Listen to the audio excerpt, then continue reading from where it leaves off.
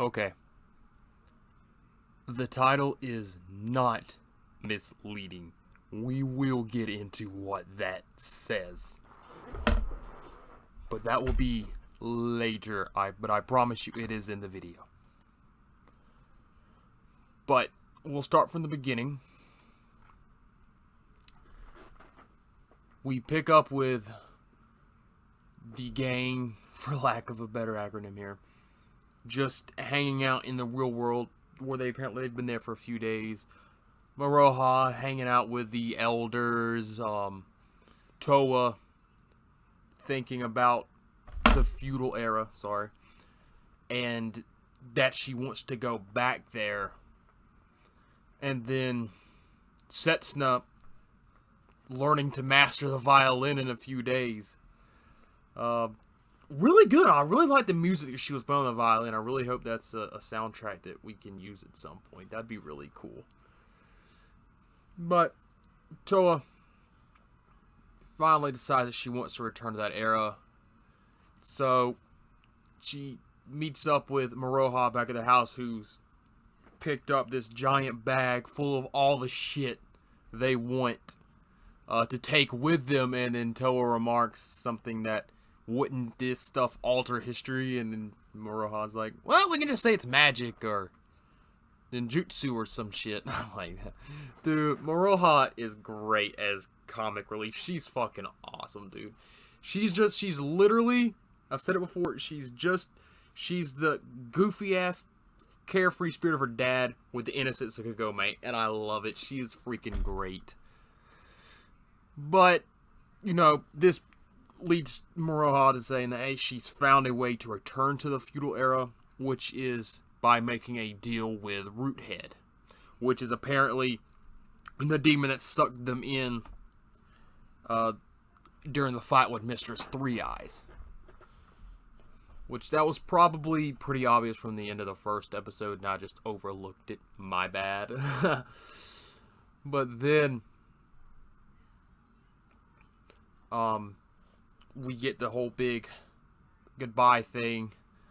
Kagome's grandfather, Kagome's grandfather gives a Maroha the little charm thing that he gave to Kagome in the very first episode of Inuyasha. You know, the little talisman demon foot or whatever, and she flipped the fuck out and thought it was gross, and Maroha just freaking loves it, and that causes the grandpa to like start having tears of joy, because he's like, somebody understands its importance or something, which was wonderful because it actually does play an important role later in the episode, which I thought was great. And then it's all the goodbyes, and then Kagome's mom and them and her brother and them saying, hey, Kagome raised a really good daughter. Make sure you tell her we said hey and everything. And Maroha sitting there thinking, like, she's like, yeah, I'll do that. But she sits there and she confirms that she doesn't really remember meeting Kagome, or doesn't really know who she is, apparently.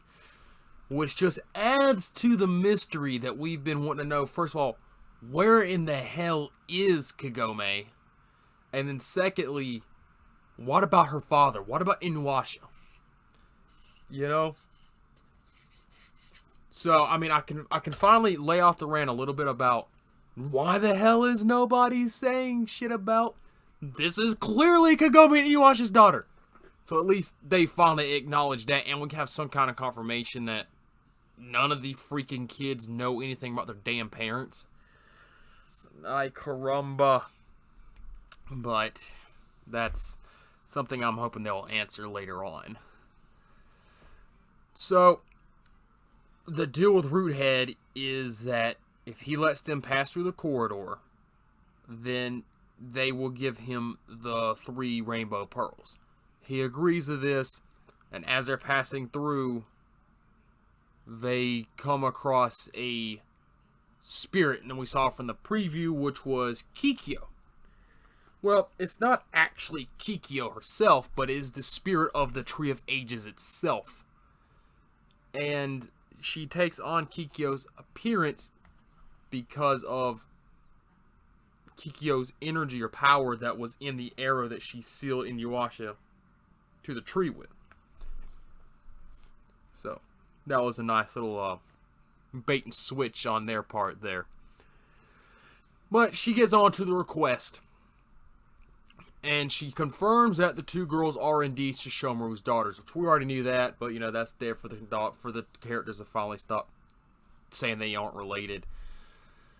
Then we are told that there is a demon named Kinimaru that is trying to twist time and throw the world into a degenerate age.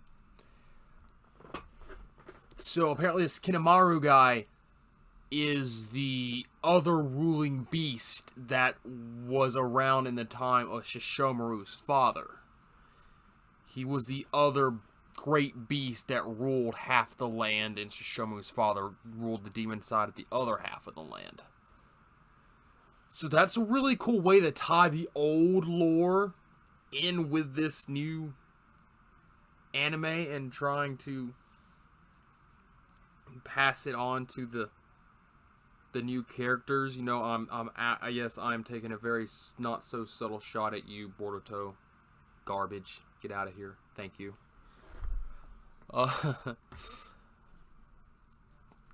But Sesshomaru has apparently renounced his title as Great Dog Demon.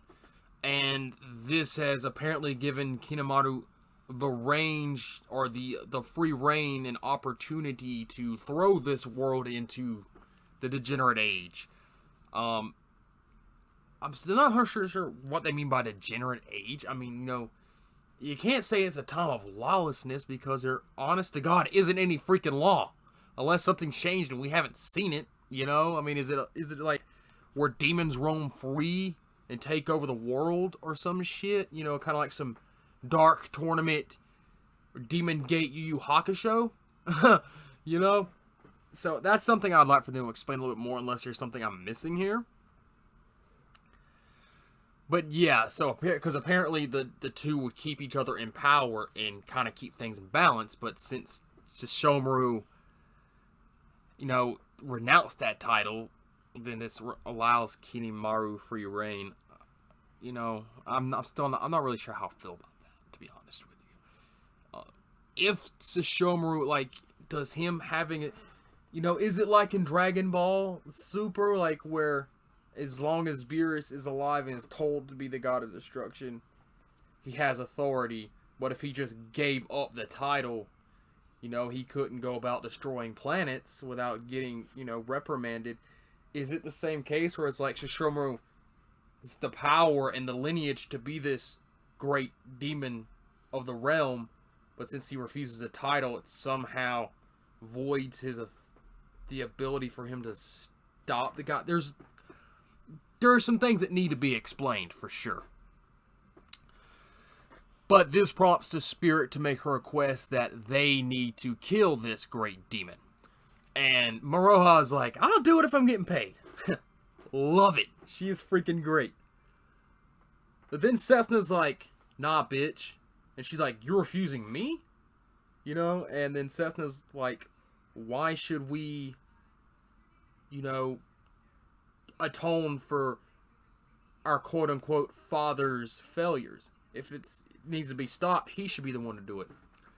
This is where we're going to get into the title, and this is where things are a bit like, I don't know how to feel right now, okay? But she says that Sesshomaru cannot defeat Kinimaru. Then she says if Kinimaru is or she says he can't defeat Kinimaru because they walk the same path. And then says that if Kinimaru is defeated, Sesshomaru will emerge. And that the same will happen if Sesshomaru is defeated, Kinimaru will emerge. So both must be defeated at the same time. And before that, she made mention that the ability to travel through time would be key in defeating Kinimaru. And so now I'm really like, what the fuck is going on, okay? So, if you defeat Kinimaru, Sesshomaru will emerge. Will emerge from what? Is he in prison? If you pay attention to the two, like, you can tell he's there inside the tree when they're talking. There, he's dropping on his daughters, basically. And then you'll see him again at the end of the episode. But why? You know, is his spirit trapped or something? If Sesshomaru is renouncing his title is what kept Kinematu in check, then shouldn't we just defeat Kinematu? And I bring that up because she says that they both must be defeated at the same time. Okay, so if Kinematu's the problem, and defeating Kinematu allows Sesshomaru to emerge from whatever he is, then shouldn't that solve everything? Sesshomaru isn't the evil sack of shit he used to be. He still isn't the nicest guy in the world, but he's definitely gained a sense of humanity. For sure. This is really kind of a convoluted, and they really need to do a good job of making sure this shit makes sense in the next few episodes. But that also prompts Towa to refuse the request as well, because she says you can't ask, his Sesshomaru's daughters to kill him. We may not have met him, but he's still our father. And then, the Great Tree gets a little mad about this, and then allows Roothead to come looking for the Rainbow Pearls. Moroha says they're not going to give them to him, and they get into a big fight. During this fight, Roothead begins to drain away their energy, siphon it off. They can't, Towa can't use a little energy sword and shit. Then Moroha throws the foot that her grandpa, Gogome's grandfather, her great-grandpa, gave her, and throws it at its head, his eyeball. And it actually disrupts his ability to... I don't think it had any power. I think it was just surprise and scared him for a second and broke his concentration. Anyway, it was funny as hell to see that thing all the way from the beginning actually finally get used for something. It was freaking great. But, then Moroha shoots up in the air, shoots her arrow, and much like how her mother could see where the Shikon jewel shards were and such, she is able to sense the weak spot of Roothead. Now, with her mother, it was because she could see the Shikon jewels, but Moroha can see weakness in demons. That's something else that needs to be explained a little bit more, but that's nothing that's too nitpicky right now. But it is something I would like to see picked up on. Towa uses this really sick-ass blue dragon attack thing, and they defeat Roothead. And after that, they end back up in front of the tree in the feudal era. And then Moroha's big old bag of junk falls down on top of her. Hilarious. I freaking love it. Kind of like a throwback to the whole sit boy thing, because she even falls a lot this similar way, face down and stuff. It's great.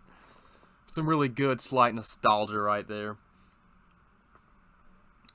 But, Kaede and them ask what happened at the tree and to Roothead, because they don't sense his energy no more. And then, Moroha tells them that they defeated Roothead, which then prompts Towa to say, wait, if he's dead, then how are we going to get back?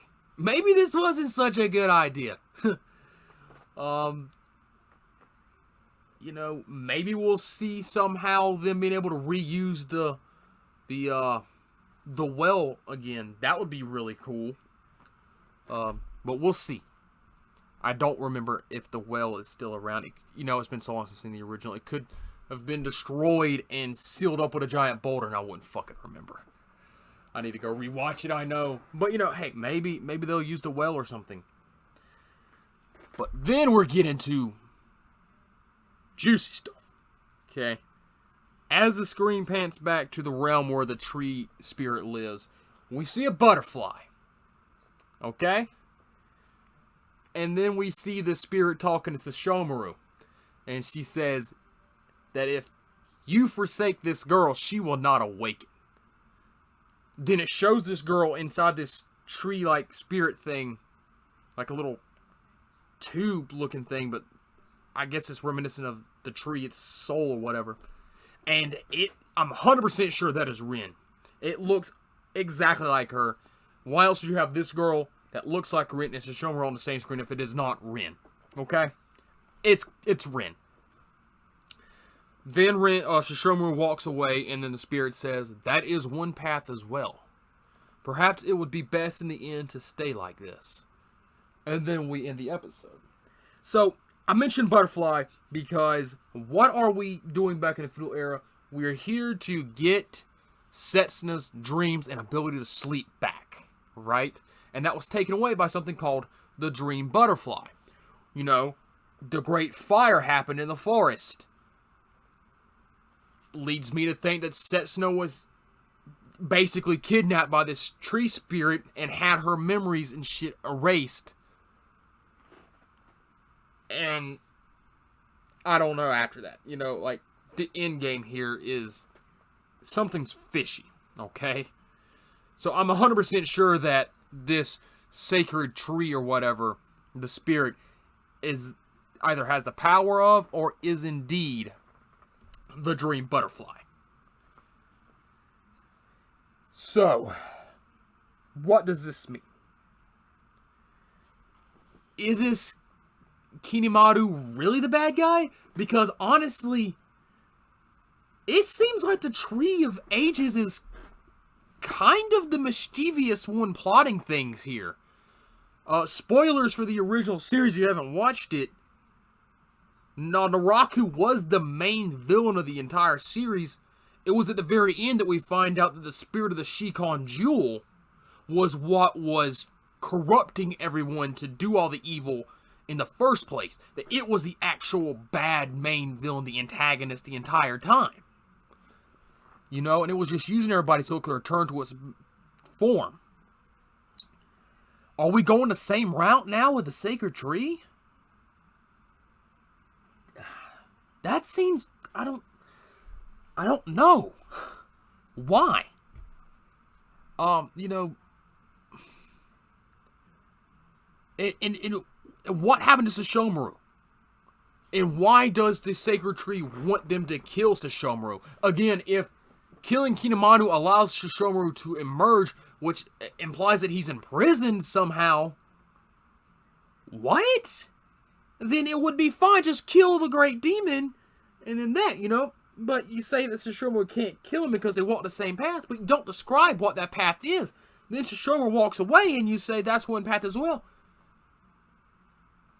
It's so convoluted, it doesn't really make a lot of sense. Maybe I'm overlooking something here, but I don't get it right now. Okay? I mean, if you know something, drop it down below and let me know, but I'm for a loss here. But no, why are you trying to kill Sesshomaru? And where the fuck is Inuyasha and Kagome? You know? Unless we're... You know, it goes back to, like, the tree saying that the power to go between time would be helpful in defeating Kinemaru. Why? You know, like... Are they going to travel to different time periods within the past in the future? Is the modern era somehow going to be connected to all of this? There's a lot that needs to be explained. And there's only 24 episodes, and we're 4 episodes in, so... I expect after the next episode things to really start kicking off, because there's a lot to be explained and a lot to be explored here in a short amount of time, unless they're going to do a second season, which honestly they probably will, because Inuyasha is a gigantic franchise, and this is only going to make it blow up again. But I'm a little kind of ticked off right now. Like, what you doing to our boy Sesshomaru? Why is he locked up? What? None of, you know... It doesn't make any sense. Nothing about this really makes any sense yet. Other than our 3 main characters are awesome as hell.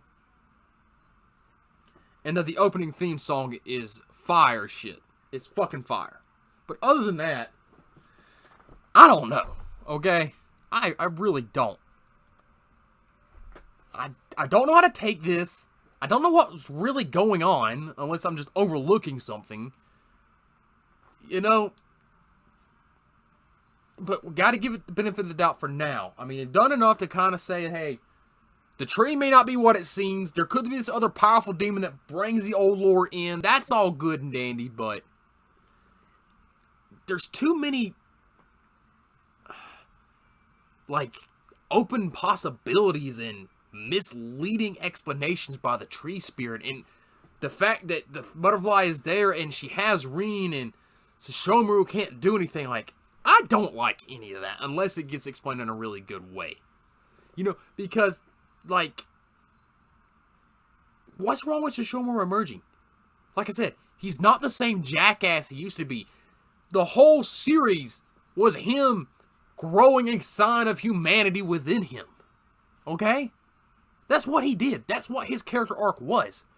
He became more accepting of the humans and his half-breed family. Even had half-breeds himself with what we assume is him having a kid with Rin, or 2 kids with Rin. Okay? You better not dismantle Sesshomaru's character, okay? This is not the final season of Game of Thrones. He's not getting Jaime Lannister, okay? Not having that shit. Get that the fuck out of here. Save that for the Boruto and the Dragon Ball Super bullshit. Alright, this is legit stuff. This is OG shit. Alright? Yeah. What do you think? What are your theories? You know, is the tree spirit thing really evil? Is it the dream butterfly? Is it the one that took Setsuna's memories? Why is Sesshomaru there? What happened to him? Where's Kagome and Inuyasha? You know, is that why nobody remembers these people? In fact, now that I think about it, I did mention that, what if this is somehow like that ReZero Season 2 shit with Rim being erased from everybody's memories?